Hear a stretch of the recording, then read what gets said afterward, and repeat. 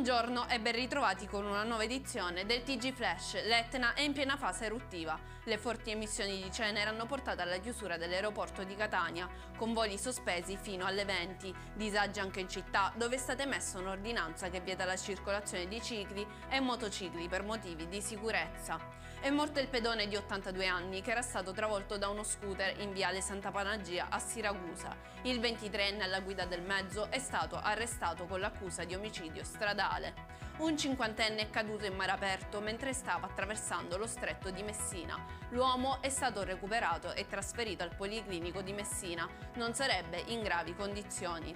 La bambina di 4 anni che nei giorni precedenti a Palermo è caduta dal balcone di casa in Corso dei Mille sta dimostrando un notevole miglioramento e inizia a nutrirsi autonomamente. Nelle ultime ore ha anche riconosciuto la madre.